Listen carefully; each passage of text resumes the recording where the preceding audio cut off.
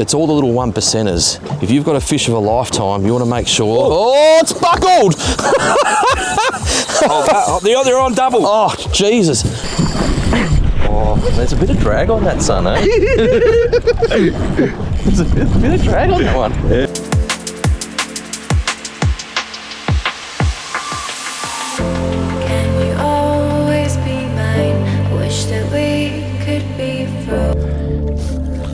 What's today's date, is he? I think the 18th of September, isn't it? Yeah. I never know what month or date it is. Yeah.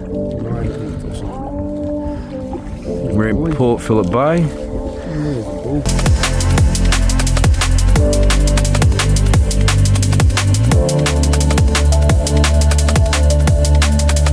G'day guys, Justin here, out fishing with Reedy in Port Phillip Bay. It's September and we're gearing up for snapper season, obviously. A couple of little pointers for the viewers. We've got this bit of a theory that where you find a lot of reef very close in and shallow, so that sort of 4 to 5 metre mark, and then you find that there's quite a sharp drop off to like 7 metres, and it sort of runs quite a bit of a rim right around Port Phillip Bay, is a really good migratory zone for the snapper, particularly early season as they head up the bay, up north, and then they sit on structure and they mate and spawn and do all their thing. Early season, that can be a really great zone to fish, particularly on a running tide. So as the tide's running in, you can fish the whole tide, you can set up the rods and bait them up as we suggested in the 101 vid today, and that is a great zone for you getting those migratory fish. If you're someone that doesn't have a lot of marks or hasn't got a lot of experience, that can be a really great idea to anchor in that sort of that 7-8 metre zone, and they'll use those contour lines to really use the current to their effective, to most effective to get up the bay and head to ultimately where they're going to spawn, feed up and be on, different sorts of structure, all the stuff. So if you don't have those marks, that's a great zone to go to. We've done okay this morning, luckily. Yeah. So yep. I think your theory is pretty sound, Brady? Right, so let's talk about fishing for snapper in Port Phillip Bay and the way how we set our rod spread. So what's really important is the rods that are direct out 90 degrees to the boat are in the forwardmost position, and they're the rod that you put down first, and that is the Reedy's Ultra Rig, generally in a 5/0 scallop or a Lumo. I really like the Lumo. And they just go straight up and down with a pilchard head or a silver whiting head or a little strip of squid, and they can just bounce on the bottom all day.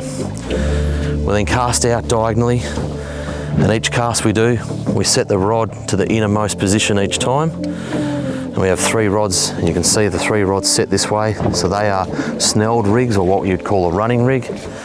And then we always check the bait from the inside most rod. So we wind that one up, we can recast it out, we move each of these down, and they'll naturally lay down and you don't get any tangles. The only time that you might get a tangle is if you get a rubbish fish or a snapper goes through all 3 of them. If that happens, hopefully you keep the fish, happy days, who cares.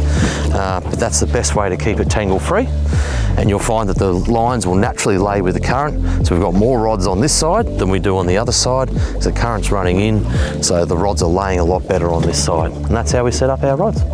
So here we have a 40-pound 5/0 Reedy's snelled rig. These rigs are fantastic out of the packet. It's always good to have them done and have some on board. And the reason is because if the snapper are going pretty hard, then and you've got some tangles or something's busted off, you can just rip them out of the pack rather than tie them up. But they're fantastic. Edge of the pool noodle. Yeah, well, you can actually tie them onto and hook them onto a pool noodle. So, you can buy these pre-made, or you can just make them yourself and grab some Reedys from your favourite tackle shop and stick them in the pool noodle and have them ready to go. So we've got 40-pound leader here, which is plenty for Port Phillip Bay. It's probably close to a metre, 1.2 metres. All right, guys, so we're just talking about a typical snapper combo here. And what I like to use is a rod that has one piece. It's nice and easy to use, and has a nice taper to it, so a nice soft tip. Because particularly, I believe that when snapper coming in early season, they can just mouth the bait, and if they feel like a stiff rod tip and they feel that weight straight away, they might spit the bait. Now, I know Reedy behind the camera, you do like a stiff rod, but you're using the same ones as me at the moment. They tend to be going okay. So what we have here is just a Shimano 741 Revolution, so 7'4" one piece, hence the code 741, and a Shimano Saragossa 5000 And that's just got Maxima IGFA 10 kilo line or Momoy 10 kilo line, which is 20-pound line, but being IGFA rated, it has less stretch and it doesn't tend to ping you off as much as some of those bulk spool cheaper lines do. So fantastic combo.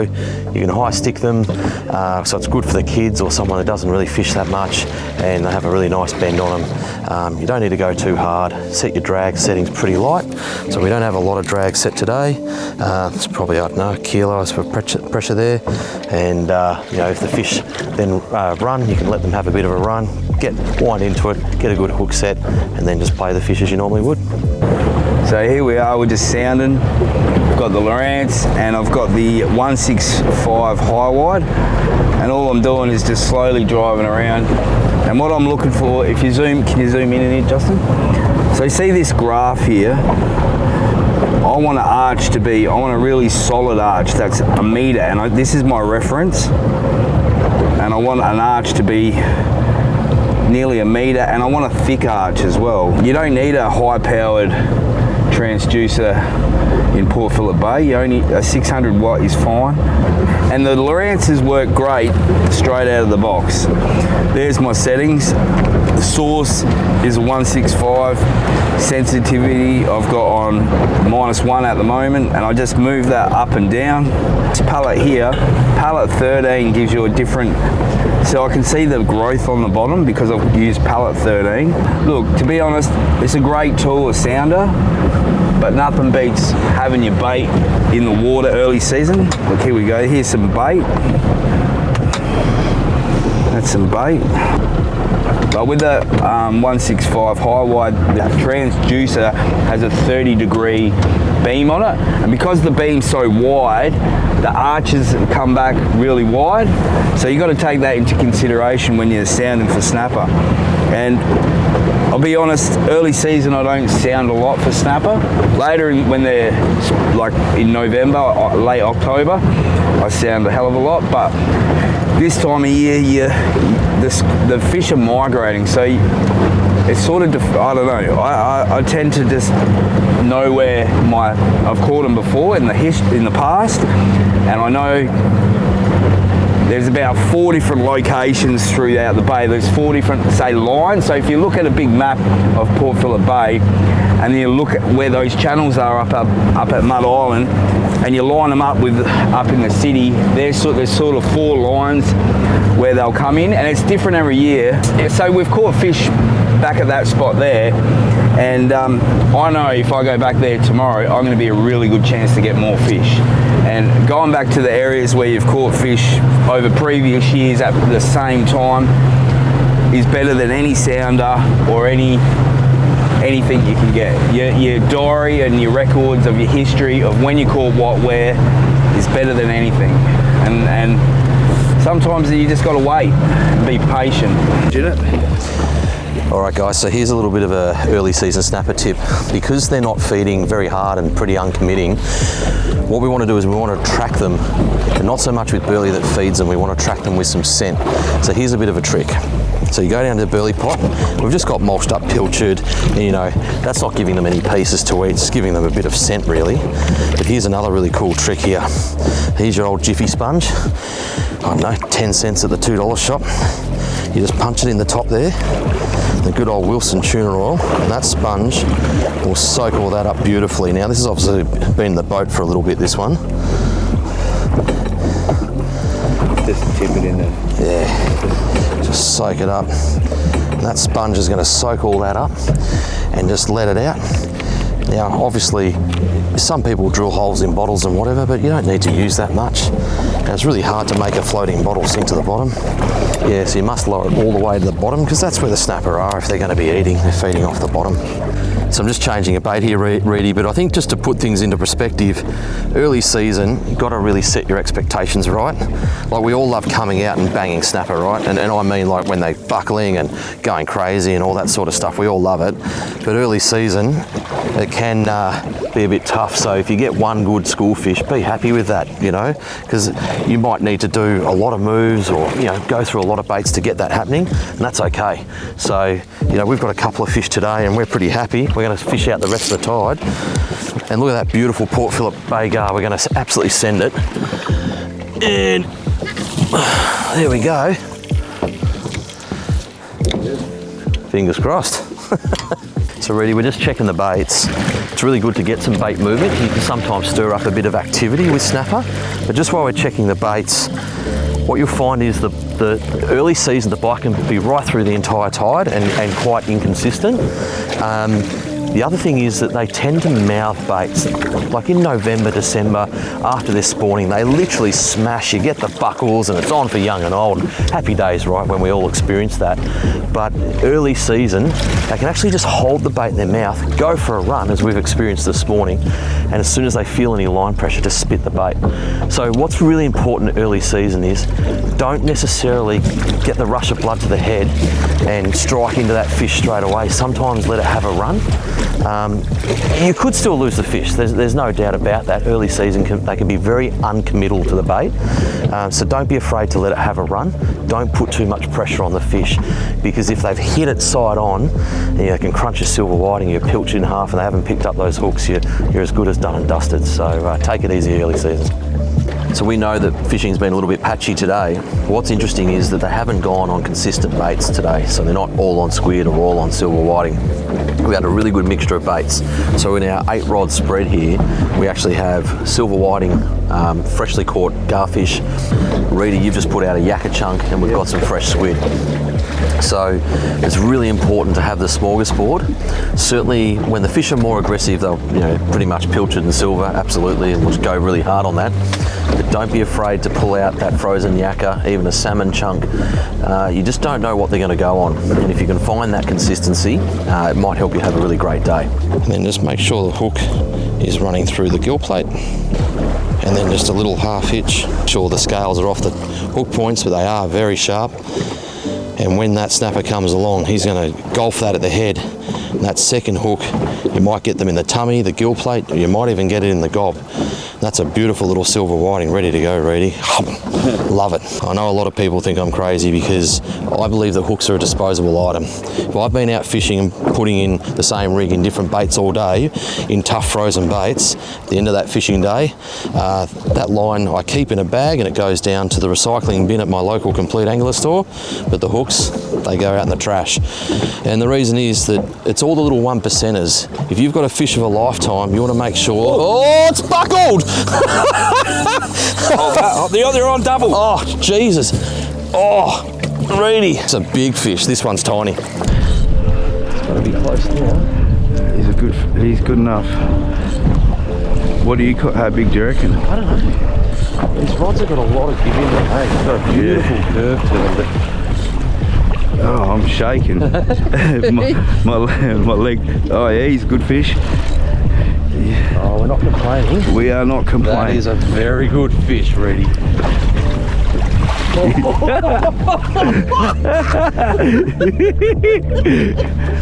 Oh, not a bad fish. I was going to say a schoolie. Look at that. Look at that. Hey? All right. On the old 187 4Os, mate. Yeah, hey? He's a good. We'll get a good photo in a second for you. I know there's more fish here. Let me just get this rod out. But I'll be. Oh, Reedy, that's good. What bait's that on? Pilchard.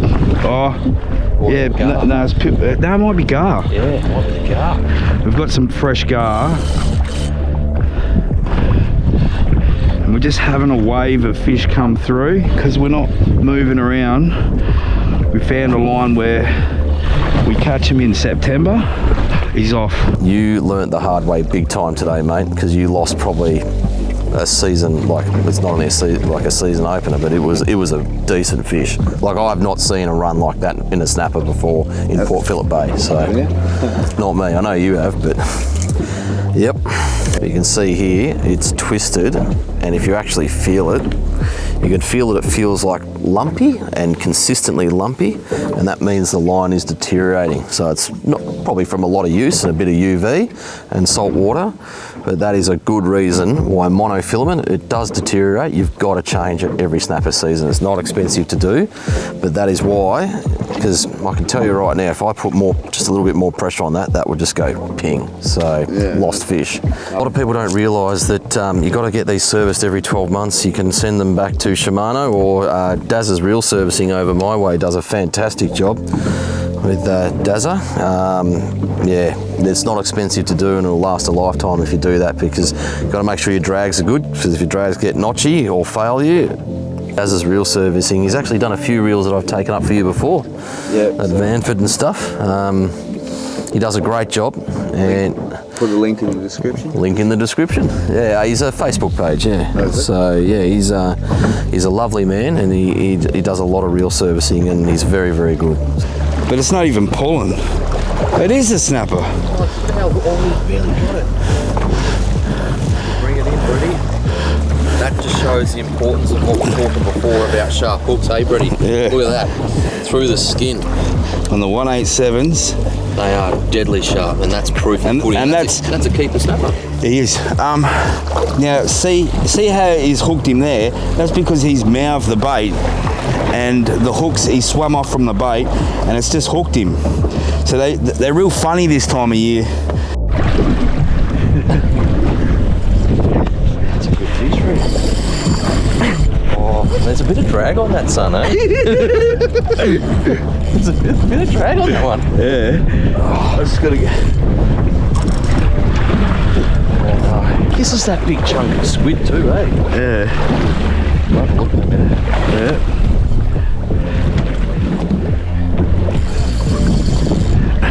Oh, there's a little bit of...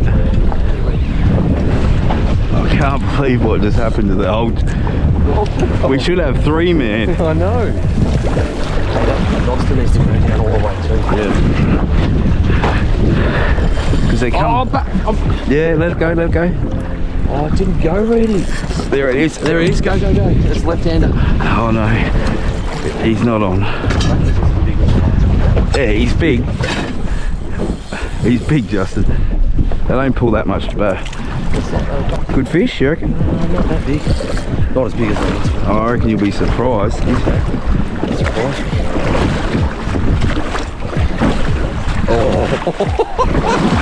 got another line. Alright, so that's, I didn't have another one. That's just on the other line.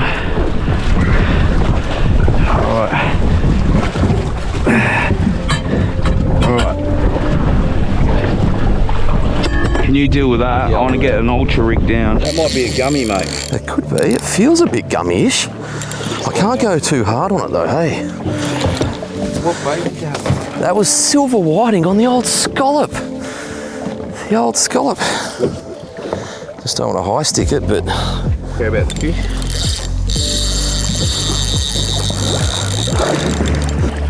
A good day, but a patchy day. We've had to work hard. Feels like a gummy. I might just get that one. Free sport. It's free sport. Yeah, free sport. We thought it was... Thought it was a... Bring him up so we can have a look. I think that's us done for the day. Yeah, I'd say so, mate. So it wasn't a gummy, and that's probably why we're not getting the snapper bites. I'm just going to break him off. Let's try and bring him up to the camera. It's good. Look, some people do. If you want to, bleed it and then freeze it. It gets the ammonia out of it. Yeah, absolutely. They are a bit mushy. Look, I fully endorse anyone that wants to take one for a feed. So it means there's one less for me to catch. But people do like them. But look, this is only a six kilo rod. It's handling it pretty well. That's a big killer. No. That's probably why the snapper has shut down. Yep. And that will be our day today. Yeah, well the tide's changed now, so look at the mess that's made. We're going to have some fun cleaning it up. What a beautiful Melbourne day, but patchy fishing, but that's okay. We've still got, 3 good snapper. It was hard work, but we got them. Should have had 4. Should have had 4 or 5, but we lost a few. That's okay, that happens. Oh, he's coming back, Reedy. Is he really? He's coming back. I'm pulling him in. Doesn't want to leave us. And we persisted, and look, we didn't get lucky on the tide change, but... No, you know what, these things happen, but this guy, we were hoping he was a gummy, but he's killed our tide change bite, unfortunately. Yeah. But that's just what happens. He would have spooked the snapper away. Absolutely. Is he coming back, is he? Yeah, I'm going to just cut him off. Try and bring that line with us. Yeah, we don't want to leave any unessential line. Oh, there he is. G'day, mate. How are you? Oh, off he goes. There he is. There's the scallop rig. That's your Port Phillip Bay standard. On the ultra rig. On the old Ultra Dog. Do the big kick. All right. There you go. See you, mate. Well, he's earned some jewellery. And Thanks for watching. thanks for watching. That's all, folks. Yep. Good morning. And welcome to Mornington. Look how low the tide is. There's no water there. I don't know if the camera will pick it up. But we're just launching in off Mornington, and I reckon we'll be lucky to get out. Today we're in September. We're in Port Phillip. Today I'm fishing with Justin. G'day. We're not going to really go sound for the fish today. We're going to just go and park up somewhere.